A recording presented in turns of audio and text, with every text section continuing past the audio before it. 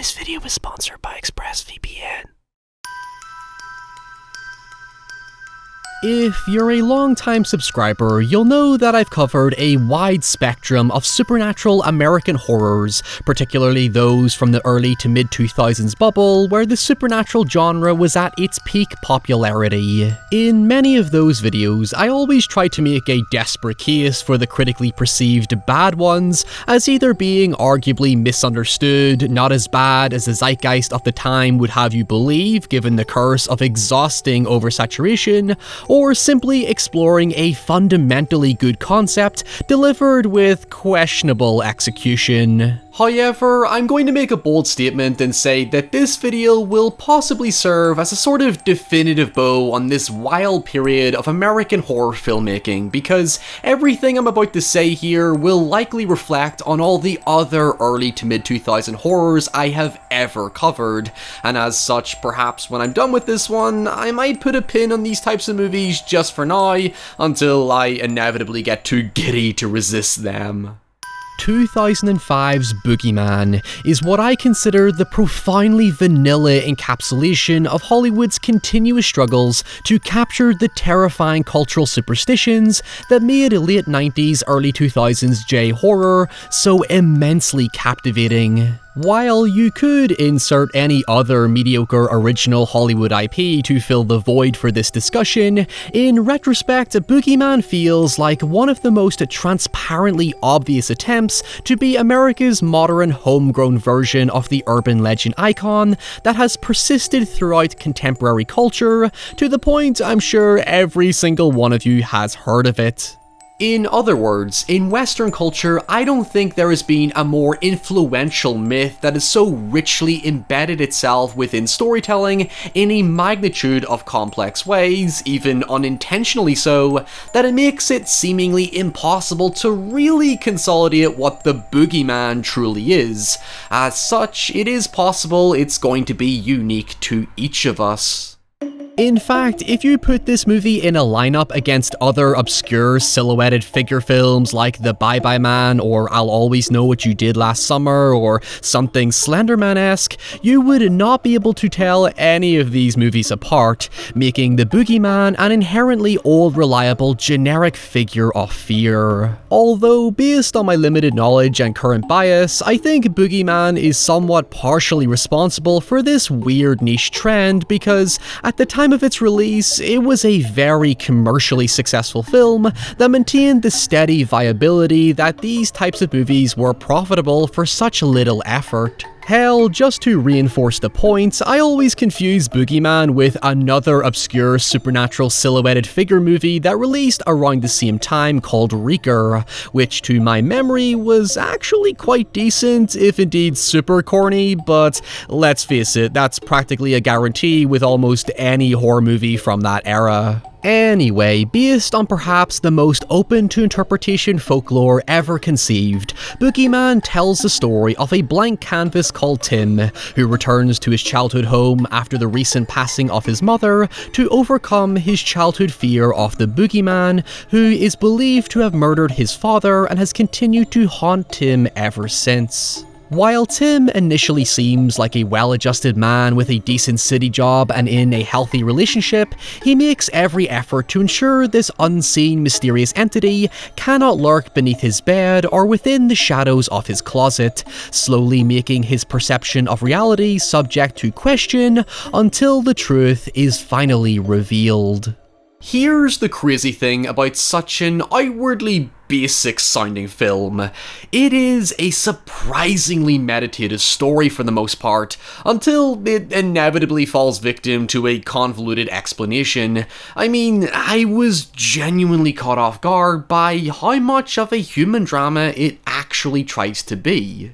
However, just before we go any further, here is a quick word from this video sponsor, ExpressVPN. So fairly recently, I received an email from Netflix telling me that they're once again increasing their prices, which would not be a problem if the selection of films increased, but for me personally, the horror results in the UK have continued to be underwhelming. That is why ExpressVPN is still my digital knight in shining armor, because by simply changing to another country like the US, US, I can hop over the region lock and access a significantly more diverse range of films on other Netflix servers. For example, on Netflix US, I can watch The Rental, I Know What You Did Last Summer, It Follows, and The Exorcist, while in Australia, they have the most recent Conjuring film, which I never had a chance to see in theaters. And conversely, if you live across the pond and want to watch this video's topic Boogeyman, by selecting UK Wembley, you can access the film on Netflix UK.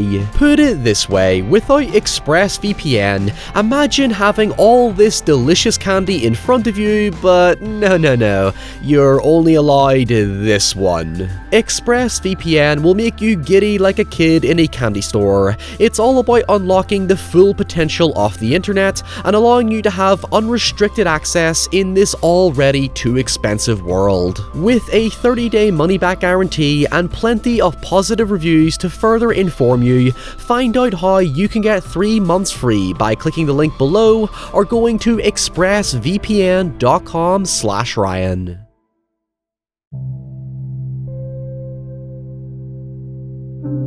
Much of the story's emphasis is placed on Tim attempting to cope with unresolved issues from his past that imply that the boogeyman is more of a manifestation of his fears rather than something purely physical. Of course, you've seen this setup done countless times before, especially in recent memory, but what makes it fairly remarkable here is just how uncommon the whole monster as a metaphor trope was to mainstream horrors like this at the time. What I think made many of the J-horror American remakes so popular, given this film was the second production by Ghost House Pictures, who made the Grudge remake, was that there was explicit attention placed on the ghosts and their sinister ways, while letting the human drama ferment poignantly in the background. But in the case of Boogeyman, you don't actually see anything until the final act of the story. I guess you could say Boogeyman is like a bridge between Darkness Falls and Dead Silence. It has some old school creepy vibes and at times is wonderfully atmospheric with its Sam Raimi inspired camera work, which for the record Raimi was a producer on Boogeyman, and of course the setup is dude goes back to his childhood home to deal with his issues. Although, as a kid, I really did not like Boogeyman because, unlike all the other examples, there's very little theatrics to it. It's kinda like The Haunting, where you're waiting for this big, grandiose reveal that shows us the monstrosity we've been up against this entire time, and what we get is, aggressively misplaced CGI. However, so this is where my opinion will absolutely divide people. There is a reason I do not like these bullshit pedantic concepts like elevated horror, because no matter what you believe about today's A24 art house horror movies and this desperate need to protect them in some vague highbrow category, generic, seemingly jump scare dependent flicks like Boogeyman, 13% on Rotten Tomatoes just for metric's sake, fit the exact same definition, no matter what you snobs wish to believe. Here's the thing, if we're living in a world where phrases like elevated horror get thrown around, then Boogeyman is essentially a mainstream alternative to The Babadook, as insane as that sounds when we compare quality, which itself is subjective, but let's not open that can of worms. While I wholeheartedly agree that The Babadook is a superior film, and yes, the themes and subtext are different, Boogeyman is also heavily dependent on telling its story through a human metaphor, which in this case is abstract childhood fears, whether it be a fear of the dark, loneliness, stranger danger, death itself, whatever core experiences from your childhood that go on to define your beliefs, perceptions, and relationships in adult life. The thing about The Babadook is that it played off a very similar fantasy with the use of a children's book to demonstrate the core symbolism, but what works about both is the ambiguity of the main character's behaviour. Here's my somewhat fair comparison. My relative issue with the Babadook is that the metaphor kinda runs out of steam by the end, because since the Babadook is established purely as a metaphor, at no point did I feel threatened by it or suspect it would hurt any of our characters. That tension comes purely from the mother and whether or not she might harm her child. In Boogeyman, that violent presence is most certainly real, and as such, I felt a more natural concern for the character's safety, but what hurts it overall is just how meaningless the characters around him ultimately feel. Look, Boogeyman is not a well-told story. In fact, it finds a largely uninteresting way to go around an interesting idea, and squanders it with that diluted Hollywood impatience to show something out of fear of losing your attention. But when we actually look at what's introduced, the fragments of something more, well, dare I say, elevated do come across. For one, I've already alluded to Tim hiding his traumas and anxieties when around others, only for them to slowly build up until he's all alone, and suddenly those fears begin to consume him. This is actually something I can personally relate to because I'm pretty good at hiding how much internal fear and anxiety I live with on a daily basis in the form of a smile, and I'm sure many of you do the same exact thing. Following this, we have the death of both his parents. That ignites a sense of grief that makes Tim inherently associate the Boogeyman with death, which itself is typically personified through a hooded Grim Reaper, and that is already on top of the fact that Tim witnessed his own father die in front of him. Finally, all of this is overwhelmingly compressed into a dinner scene early in the story, where Tim is practically interrogated by his girlfriend's family during Thanksgiving, where he reveals his life as an only child who had to go live with his uncle in a confined setting after Tim's mother suffered a breakdown over his father, who is believed to have simply abandoned Tim at a young age, leaving his death largely ambiguous and could be interpreted as a nightmare used to cope with the uncertainty that's essentially plagued Tim's life ever since. As such, by not seeing the Boogeyman, it actually strengthens it as a powerful psychological presence, if indeed it creates an unrealistic expectation for what we eventually see. I think at this point we just have to embrace the trash, so spoilers to those who are interested in watching the film, and for everyone else, brace yourself.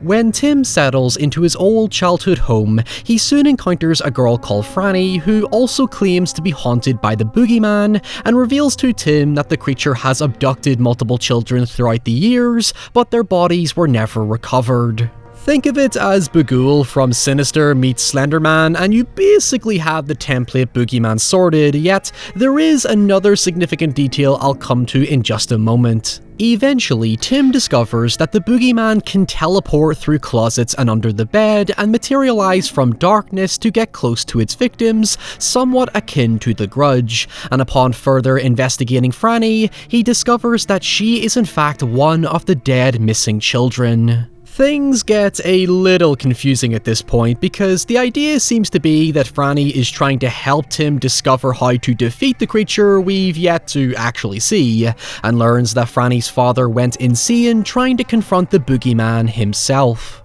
It more or less uses the psychological treatment of exposure as the means of overcoming it, which is actually really novel considering it fits with the theme of the story, as Tim's childhood psychiatrist even encourages him to stay in his old house to build a tolerance to his fears. However, what really cements its one truly inventive payoff is when Tim finally faces his fears after realizing that the Boogeyman is a literal manifestation of objects within his bedroom shown in the opening that take on a frightening nightmarish quality in the darkness. In other words, Tim defeats the boogeyman by destroying what are essentially horcruxes that piece together to form Tim's image of the boogeyman, suggesting its form is actually unique to each victim. There's even a scene where Tim effectively has a panic attack in a closet after thinking the boogeyman is attacking him, and it morphs into a simple coat hanger to create the unreliability that he really is just dealing with an intense phobia. But here's the one little problem with this.